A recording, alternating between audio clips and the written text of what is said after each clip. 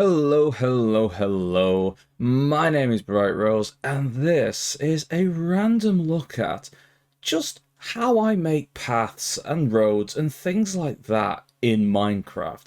These are the ways that I like to do it, and the general thought processes that I go through when I'm doing things. So, we're gonna start off with this village, which has mysteriously had the majority of its pathways removed. So, first of all, we're going to go through one of the absolute simplest, which is just the bog standard dirt path, but with a little bit more texturing added in, just to give it a little bit more interest, a little bit more decoration, and just generally to make things look a bit nicer.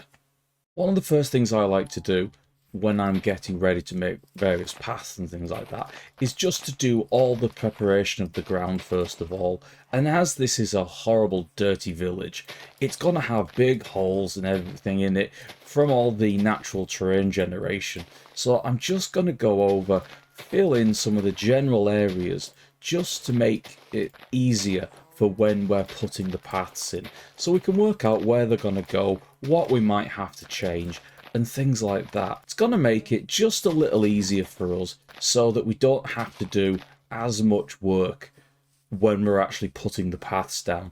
If there's any little bits like this that stick out, I just like to break them off, just square things off for now. We can come back later, add some better landscaping in, so we get a general idea of what and where we want things to be. Added in a few very simple grid-like paths, just with the standard dirt path from the vanilla game. It's quick, it's simple, you can add them in, they go from A to B to C and onwards, but it's very boring, and it doesn't really take into account a lot of the natural whims of how people move and walk around, as well as the sort of wear and tear and the texturing of the ground. So one of the first things we have to take into account are what are called desire lines. People are want to just walk and wander wherever they want.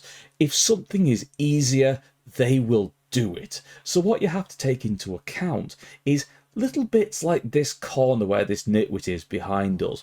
What might happen in places like this is, whilst the pathway does do this, and this is made of dirt, but it could be, a paved actual walkway, people wanting to get to here from coming along this distance won't just robotically walk along, turn, and move along the pathways as is.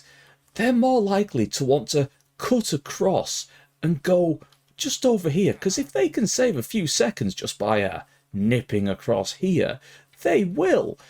And over time, you're going to get this nice 90-degree angle beginning to just wear away a little bit as people cut the corners and as things start fading away and the grass gets pushed back, people are going to go a bit further and further, and it's just going to cut off. So if you make a nice little smooth tapering edge going round, you can begin to get an idea of where people will go. And the more people that walk across these areas, the more likely it is for it to get worn down. So people coming from this area, like this farmer here, if this is his house, well, there you go. He's not going to go along the path like this. He's just going to nip across here. So maybe we'll put a little bit of a wear in here as well. And that's the sort of thing you're looking at, maybe a little bit more there, to emphasize that he's really just nipping off here, getting to this point, because he's not going to hug this wall. He's going to come around here.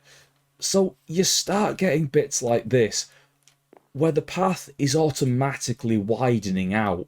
Of course, if you're in game and you have an actual village like this, one thing you can do is just spend some time watching the villagers, seeing where they go, where they congregate, and what paths they take, to make it as natural as possible. But honestly, who wants to spend their time watching villagers? They're annoying.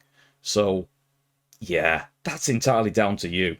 Now that we've added in the sort of desire lines and the wearing and things like that around the edge of the grid-like paths, we can start to think about the texturing and the most important places where people are walking, where the most footfall lands. They're the places that are going to be trodden. And then from that we can start thinking about which areas are going to be rarely walked on, but not enough that it's still got grass on it. And for that, we need to start forming the block palette that we're going to use. What I'm using here is a simple and most basic block palette in terms of going over the sort of dirt grass areas. It starts off with the base, lightest, most worn texture, in this case being the path block. Then we've got the rooted dirt. Then you're going to have what is the normal dirt. However, as this is showing, having just plain and normal dirt is a little awkward when you're in areas like this, because the grass will spread into the plain dirt areas, which ultimately means that you generally, if you want base dirt, it's going to have to be surrounded by the other blocks. Then we've got coarse dirt, and then we've got podzol. I know not a lot of people like podzol, but honestly, I'm one of those that really do. So I use it quite a lot, and I like to use it as a deep, thick, rich, earthy mud block, which, you know, it basically is. Then we've got a few wildcard blocks, we've got gravel, we've got mossy cobblestone, we've got the base moss block, and we've got some moss carpet as well that we can just throw in to add a little bit more detail along the general areas of the path.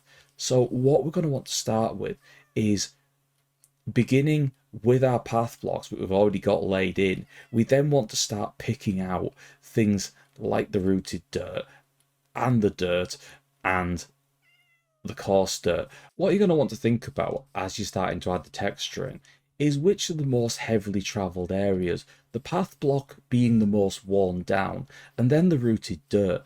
So in a lot of ways, it's easier to work from the darker, less worn colours into the middle, and that's what I'm going to try and do here. So these bits of path block are the most worn areas. Then I'm going to try and define where the very edge of the path is, where it goes from the least worn areas into just the grass where no one's walking. So I'm going to lay down a few bits of coarse dirt to sort of define the edge of the path. Once you've got your coarse dirt in, you can start working on the transition between the path block and the coarse dirt. So I'm going to start by placing a few bits of the rooted dirt around in the areas that are most likely to be worn. So you can replace the areas of grass, but you can also start moving into the path blocks themselves.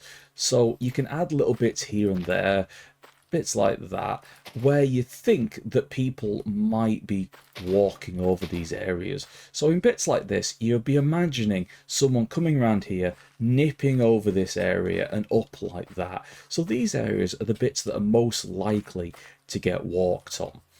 It also adds just a little bit more in breaking up these very straight lines of the paths. And it adds that little bit of height as well, as the path block is slightly lower than normal block size. Just allows you to add a little bit of detail, a little bit of texture, and make things look a little bit nicer as well. Now with the rooted dirt in, you can start seeing areas like this where you can potentially put a normal dirt block down that isn't touching any other areas of grass. So these areas should stay dirt and not have the grass spread onto them. And it just adds that little blending between these colours. Also, if you don't like any of these blocks, you think maybe there shouldn't be two blocks like this touching, just replace it. Everything is changeable and fluid, and you can just move between things.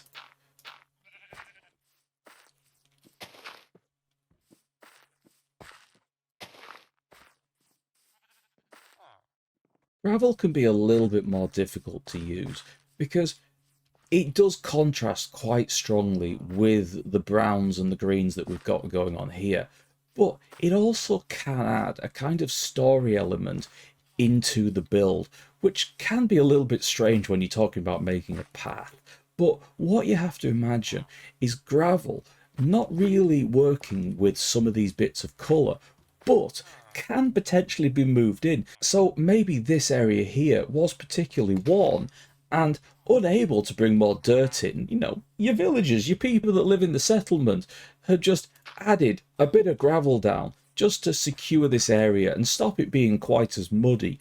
And that's a random little bit of story. It makes it look like it's lived in, it makes it look like it's adapted.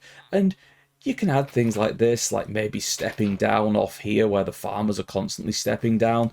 They wore away a lot of the path down here, so they added a few stones and rocks in that they could just drop down onto and keep on going. That's the sort of thing that you're looking for.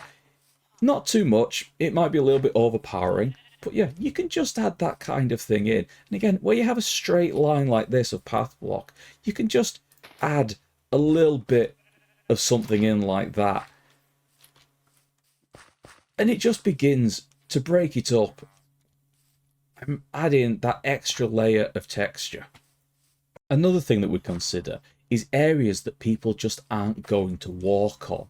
Maybe like around this post. So these are going to be the much more overgrown and dirty areas. So that's where I'm going to add in a bunch of the podzol.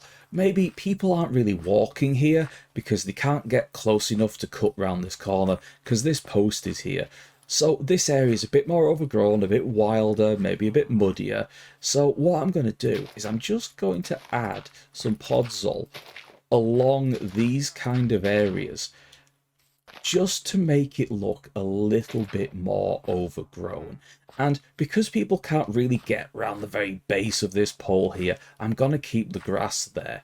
So we can just add more podzol in, more coarse dirt, just to really give it that overgrown look.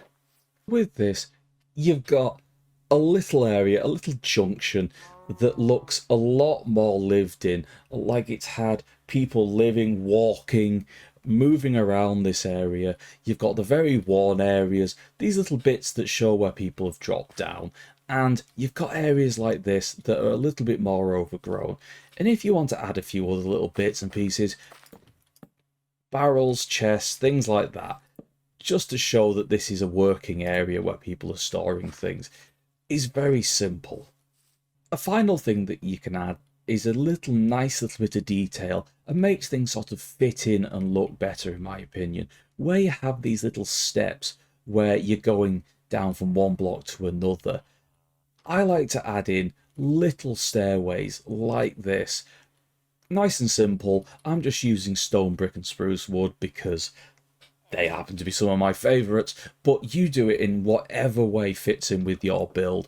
Also, I much prefer to use slabs in this case instead of stairs. They're just a little bit smoother and less harsh looking, in my opinion. So now you've got this, you've got your pathway going up, your little stairs.